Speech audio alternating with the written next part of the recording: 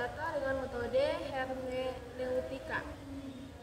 Metode hermeneutika merupakan salah satu pendekatan dalam penelitian kualitatif yang bertujuan untuk memahami dan menafsirkan makna di balik teks, simbol, atau fenomena sosial. Metode ini sering digunakan dalam filsafat, ilmu sosial, studi agama, sastra, hingga kajian hukum. Dalam penelitian, hermeneutika berperan sebagai alat untuk mengungkapkan makna tersembunyi dengan mempertimbangkan konteks historis, sosial, dan budaya dari suatu teks atau fenomena. Metode ini tidak hanya menitik beratkan pada pemahaman literal, tetapi juga pada aspek interpretatif dan dialogis antara peneliti dan objek yang diteliti. Baik, yang pertama kita masuk di pengertian hermeneutika. Secara etimologis, istilah hermeneutika berasal dari bahasa Yunani hermeneun yang berarti menafsirkan atau menerjemahkan.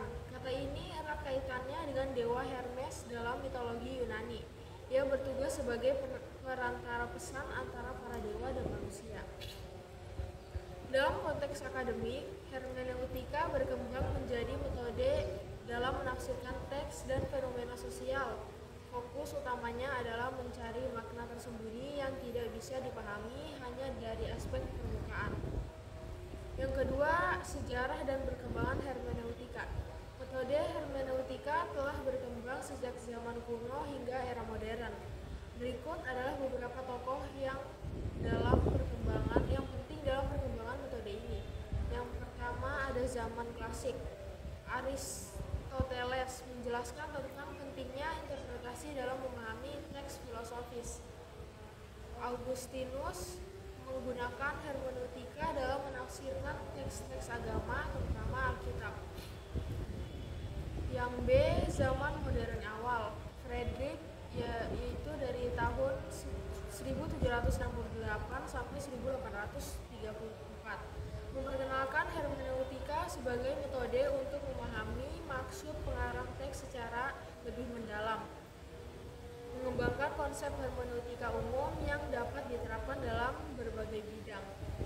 Yang C, zaman modern, yaitu Hans Georg Gadamer dari tahun 1900 sampai 2002. Mengembangkan hermeneutika filosofis yang menekankan peran prasangka dalam pemahaman teks.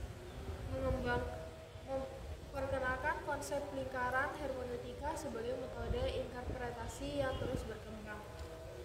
Paul Ricoeur yaitu dari 1913 sampai 2005 mengembangkan hermeneutika dengan fenomenologi serta mengembangkan analisis teks melalui simbol dan metafora. Yang selanjutnya ada Jurgen Habermas yaitu dari tahun 1929 sampai sekarang memanfaatkan hermeneutika sebagai alat untuk mengkritik ideologi sosial dan wacana politik dan komunikasi. Yang ketiga, kita masuk di prinsip-prinsip dasar dalam hermeneutika. Dalam penelitian yang menggunakan metode hermeneutika, terdapat beberapa prinsip utama yang harus dipahami.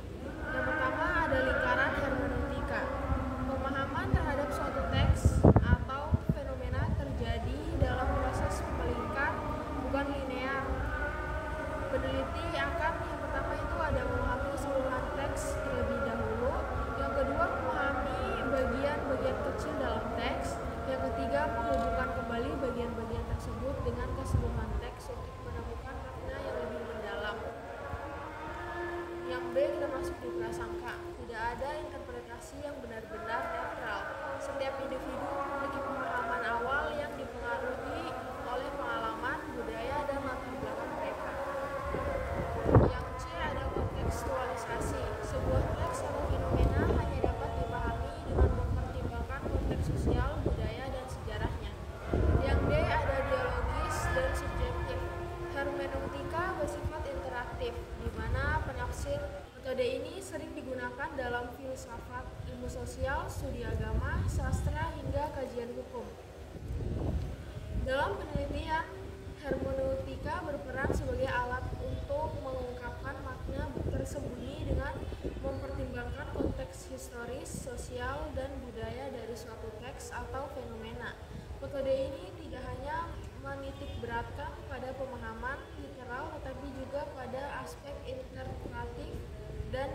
simbiologis antara peneliti dan objek yang diteliti. Baik, yang pertama kita masuk di pengertian hermeneutika. Secara etimologis, istilah hermeneutika berasal dari bahasa Yunani hermeneun yang berarti menafsirkan atau menerjemahkan. Kata ini erat kaitannya dengan dewa Hermes dalam mitologi Yunani. Ia bertugas sebagai perantara pesan antara para dewa dan manusia. Dalam konteks akademik, hermeneutika berkembang menjadi metode dalam menafsirkan teks dan fenomena sosial. Fokus utamanya adalah mencari makna tersembunyi yang tidak bisa dipahami hanya dari aspek permukaan. Yang kedua, sejarah dan perkembangan hermeneutika. Metode hermeneutika telah berkembang sejak zaman kuno hingga era modern. Berikut adalah beberapa tokoh yang penting dalam perkembangan metode ini. Yang pertama ada zaman klasik.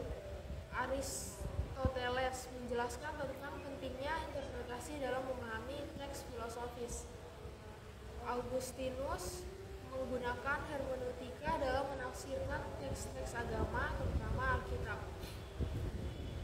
Yang B, zaman modern awal. Friedrich yaitu dari tahun 1768 sampai 1834 memperkenalkan hermeneutika sebagai metode untuk memahami maksud pengarang teks secara lebih mendalam. Mengembangkan konsep hermeneutika umum yang dapat diterapkan dalam berbagai bidang. Yang C, zaman modern, yaitu Hans Georg Gadamer dari tahun 1900 sampai 2002. Mengembangkan hermeneutika filosofis yang menekankan peran prasangka dalam pemahaman teks. Memperkenalkan konsep lingkaran hermeneutika sebagai metode interpretasi yang terus berkembang.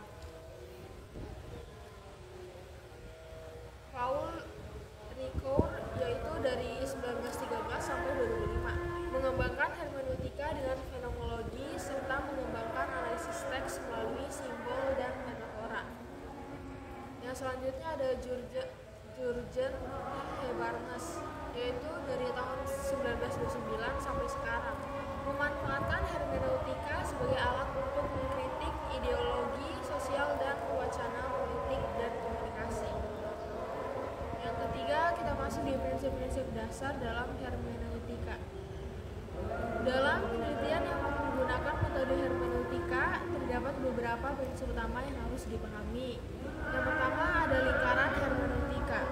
Pemahaman terhadap suatu teks atau fenomena terjadi dalam proses melingkar, bukan linear. Peneliti akan yang pertama itu ada memahami keseluruhan teks terlebih dahulu. Yang kedua memahami bagian-bagian kecil dalam teks. Yang ketiga menghubungkan kembali bagian-bagian tersebut dengan keseluruhan teks untuk menemukan makna yang lebih mendalam. Yang B, kita masuk di prasangka. Tidak ada interpretasi yang benar-benar netral. Setiap individu memiliki pemahaman awal yang dipengaruhi oleh pengalaman, budaya, dan latar belakang mereka.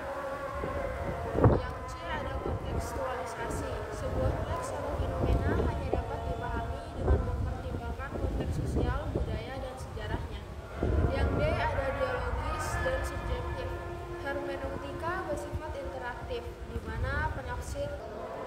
Yang ketiga, kita masuk di prinsip-prinsip dasar dalam hermeneutika. Dalam penelitian yang menggunakan metode hermeneutika, terdapat beberapa prinsip utama yang harus dipahami. Yang pertama ada lingkaran hermeneutika. Pemahaman terhadap suatu teks atau fenomena terjadi dalam proses melingkar, bukan linear. Peneliti akan yang pertama itu ada memahami keseluruhan teks terlebih dahulu. Yang kedua memahami bagian-bagian kecil dalam teks. Yang ketiga menghubungkan kembali bagian-bagian tersebut dengan keseluruhan teks untuk menemukan makna yang lebih mendalam.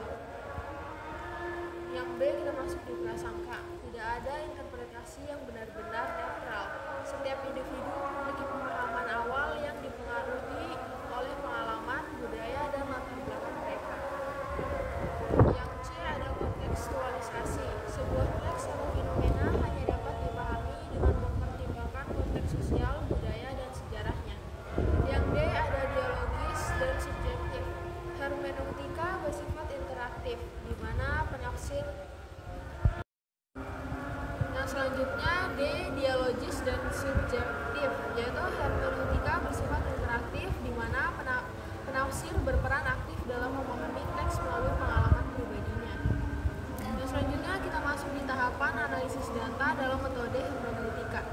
Dalam penelitian, analisis data dengan metode hermeneutika dilakukan melalui beberapa tahapan.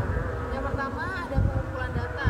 Data yang digunakan dalam analisis hermeneutika biasanya berupa teks tertulis, yaitu kitab suci, dokumen sejarah, artikel, novel, dan pidato. Teks lisan yaitu wawancara, diskusi, rekaman pidato. Terakhir ada simbol atau artefak, yaitu lukisan, patung, ritual keagamaan. Yang B ada eksplorasi konteks, mempelajari latar belakang sejarah dan sosial dari teks atau fenomena yang diteliti, memahami tujuan dan maksud penulis dari narasumber dalam menyampaikan teks tersebut. Yang C ada penerapan lingkaran hermeneutika. Yang pertama ada membaca teks atau mengamati fenomena secara menyeluruh. Yang kedua ada menganalisis bagian-bagian kecil dari teks secara terpisah. Yang ketiga menghubungkan bagian-bagian tersebut dengan keseluruhan teks. Yang keempat ada mengulang proses ini sampai memperoleh pemahaman yang lebih mendalam. Yang D kita masuk di identifikasi makna dan simbol, mengungkap makna tersembunyi dalam teks melalui analisis simbol, metafora, atau struktur bahasa.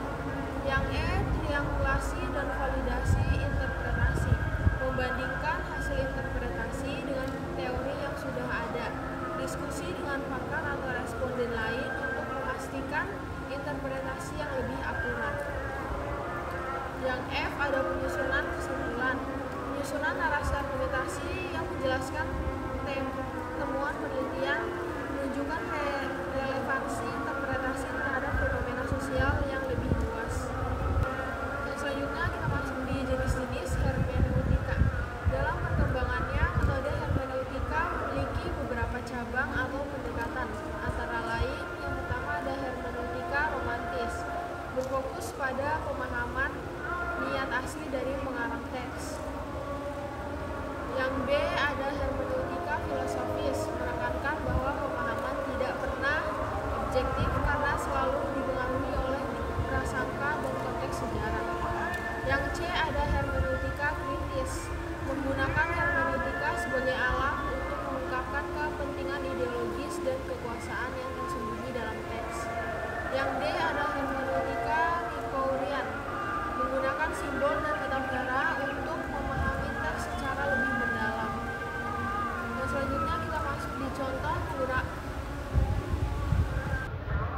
Dan selanjutnya kita masuk di contoh penggunaan metode hermeneutika dalam penelitian. Yang A ada dalam studi sastra, menganalisis makna dalam novel atau puisi klasik dengan mempertimbangkan konteks sejarahnya. Yang B dalam studi agama, yaitu menafsirkan kitab suci dengan mempertimbangkan konteks budaya dan sosial pada saat teks tersebut ditulis. Yang C dalam ilmu sosial dan humaniora, yaitu menganalisis narasi dalam wawancara untuk memahami pengalaman subjektif individu. Yang D dalam studi hukum, yaitu menafsirkan teks hukum dan kebijakan publik dengan mempertimbangkan konteks sosial politiknya. Yang selanjutnya kita masuk di kesimpulan. Jadi metode hermeneutika adalah pendekatan yang kuat dan penelitian kualitatif karena memungkinkan peneliti untuk menggali makna mendalam dan dalam teks atau fenomena sosial. Dengan prinsip lingkaran hermeneutika, kontekstualisasi dan prasangka, metode memberikan pemahaman yang lebih reflektif dan interaktif terhadap sesuatu objek penelitian. Dengan membedakan hermeneutika, kita dapat memahami bahwa makna selalu berkembang tergantung pada konteks dan subjektivitas penafsirnya. Baik, itu saja yang dapat saya sampaikan. Lebih dan kurangnya saya mohon maaf. Wabillahi taufiq wal hidayah. Wassalamualaikum warahmatullahi wabarakatuh.